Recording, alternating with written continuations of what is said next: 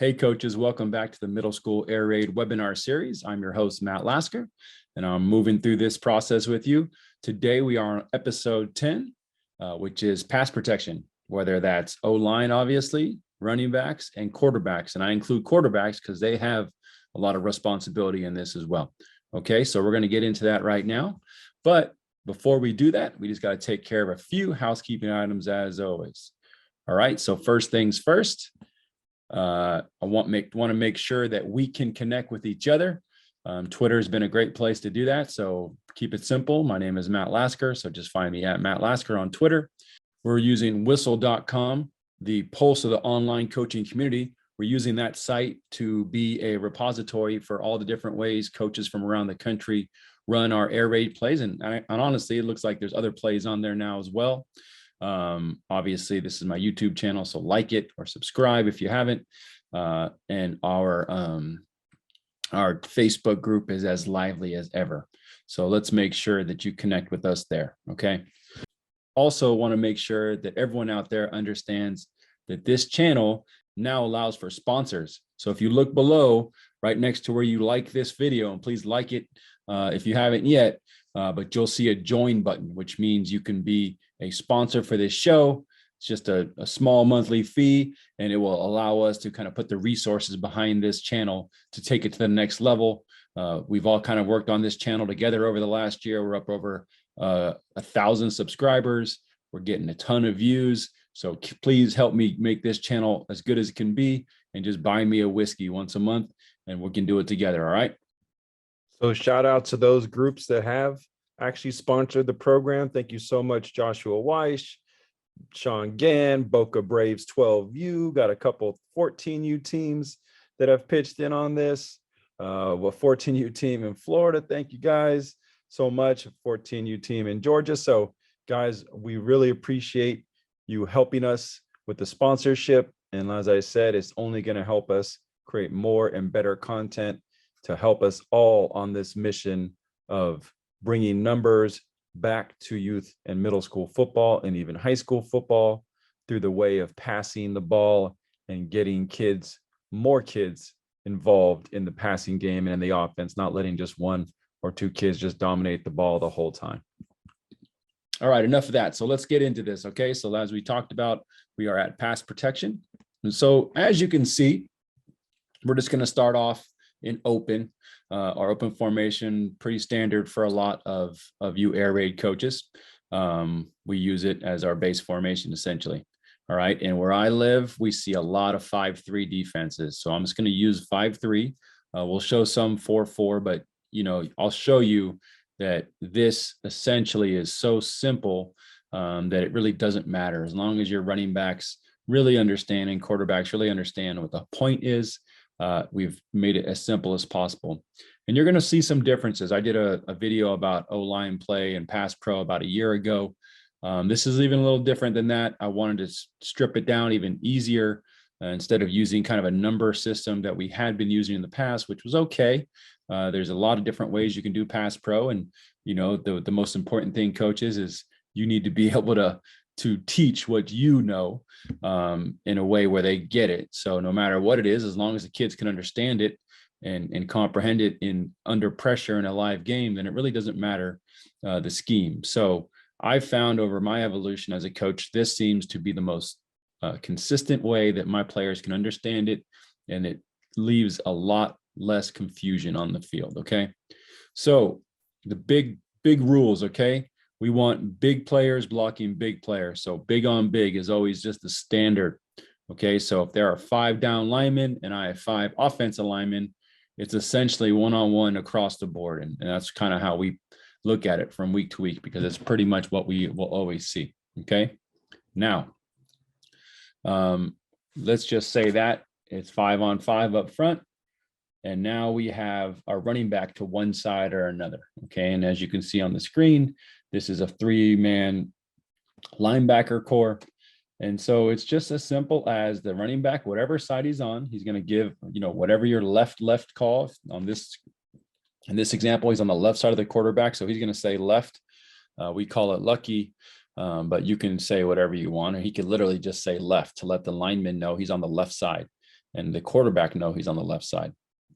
And in this scenario where there's 3 linebackers and 1 middle linebacker in particular, we are always looking inside to out on linebackers. And so let's just say we called Y cross in this situation. Okay.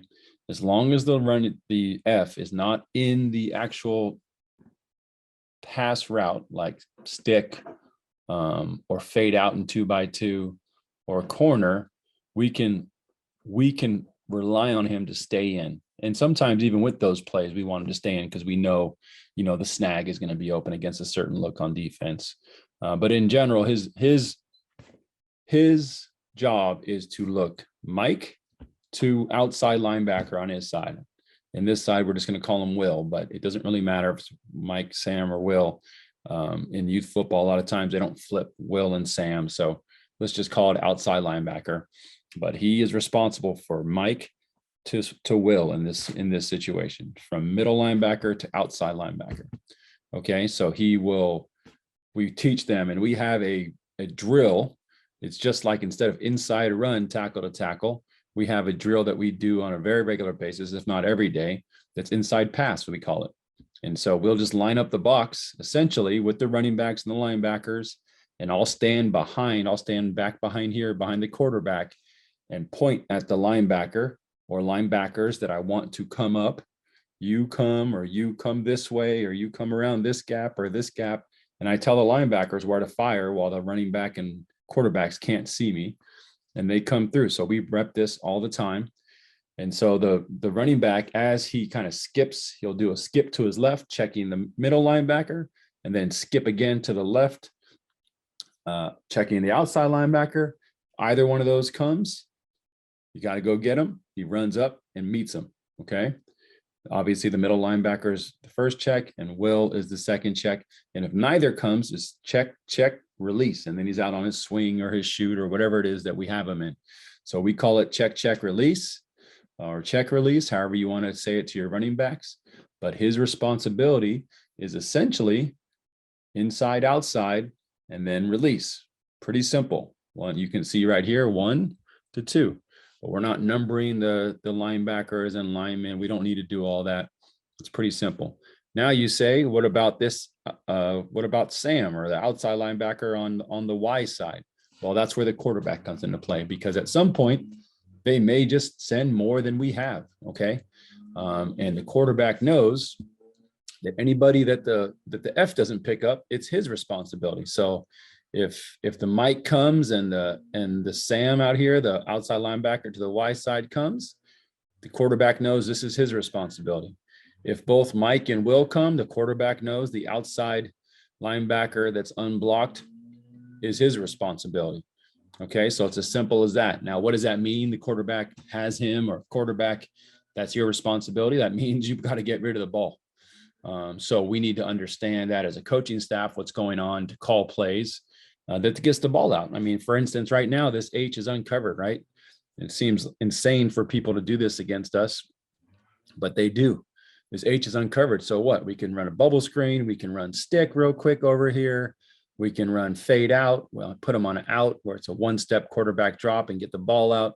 So, if this is the look they're coming with, you can do a lot with these slot receivers. Y as well on this side, speed out, shoot, whatever, stick, whatever you want to do. But for blocking purposes, this is who has who. Okay. Now, next look we'll talk about is the same thing, right? It's the same thing. So now these guys scoot this linebacker out on the Y, and now there's only 2 linebackers to worry about. Same rules. It's big on big. It's always going to be the case for me now. And then we just have the running back. For the running back, the linebacker on his side, we don't cross over the center to the other side. Only if they're on the center or on their side is that F responsible for them. Okay, so on this, he's going to say left. The line and the quarterback are going to know he's to the left.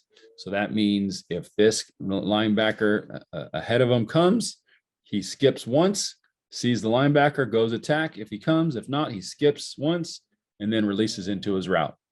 The quarterback is responsible for this linebacker. Okay. Now, as you get better if this guy's the one that seems to be walking up in the pre-snap, or he's the one that's coming, the quarterback, we give him the latitude to put the F on his right side so he has a better angle and can point at him and say F, that's the Ringo, or that's the guy you got. I mean, we don't even care if they make it obvious. We want to make sure that F knows who he has and everybody else knows that that he's going to get picked up. Okay. So again, pretty simple. It's just big on big. And the F has the linebacker to his side in a 5-2 look, or 5-3, where they have the outside linebacker out in the slot. Okay. Let's just look at it in a 4-4 look, because, you know, we're starting to see this a little bit more, but not too much, but, you know, it's pretty much the same. Okay. We just want to make it simple. Okay. So 4 down linemen, we have big on big there, big on big there. On this scenario, the running back will say right, right. And again, now there's 2 linebackers on his side, and he has to go inside to outside. Now, there's realistically, these outside linebackers probably are in a 4-4 to be out, or at least splitting the difference as overhang defenders on the slots. So those outside linebackers might not even be in the box, but either way, he still has that responsibility. So F will call right, right. He will look Mike, that M is Mike, to Sam, SM. Even if he's outside the box, he'll be looking for a blitzer coming outside maybe, and then he'll release. So check, check, release. Okay. Check, check, release, which means in a 4-man front, that right call sends this center looking to his left. Okay. So center will be looking for this plug linebacker, the other middle linebacker, as we call him. And the quarterback's responsibility is this will. Okay. So we have to understand that as a quarterback. But again, guys, if they are in this defense, we can do a lot of really amazing things with the slots, or just run combination routes so the outside guys can come in and the slots can go out and he has options, but it needs to be quick. So as you guys know, a lot of the answers for passing teams in youth football is to just bring the house, which is great. If you want to bring the house, we have plays for that. And most of us in middle school and youth are running quick game anyway. So the ball's coming out fast. So that's a great thing if they bring the house. Now, obviously your linemen need to be calm, and your backs need to be calm, and everyone, the quarterback needs to be calm, because it's not as easy as I'm making it sound. But that's why you need to do these drills in practice and really put the pressure on the quarterbacks in practice so they get comfortable in the pocket. It's not natural. We have great quarterbacks here where I coach, but it's hard initially for them to get comfortable in the pocket, even if they're the best 7-on-7 player around or the best quarterback around. It's just not an easy thing for a young kid to get used to. So you really need to do these drills in practice and make it messy around him so they can feel comfortable in a game standing in the pressure. Okay. Now, that's a lot of people coming. Okay. So if you just cannot handle, or your kids, more importantly, cannot handle all the pressure that's coming, we can get into our 2-back set. Okay. So this is obviously green. And with green and blue, we have 2 backs, and we can keep them all in. We can go max protect with 7. Okay. And that still gives us our combination routes out here. We can still run a corner snag combination. We can still run a smash combination. We can still run a fade out combination, because these linebackers, they're tucked in. So this Y can run outs and this guy can run goes or slants. And there's not much that they can cover from way in here. So again, it's not the worst thing to have max protection. Definitely is something that we don't shy away from. I actually love our 2-back set right now. It's like I'm having so much more fun with it than my first year. So you can see we can take care of this, right? So obviously, you know, that's 8 people and we have 7, so they will still have 1 more than us. So the quarterback is responsible for the 8th guy. But again, if we keep seeing them bring the house like this, we're going to call something quick. We're going to call to get the ball outside.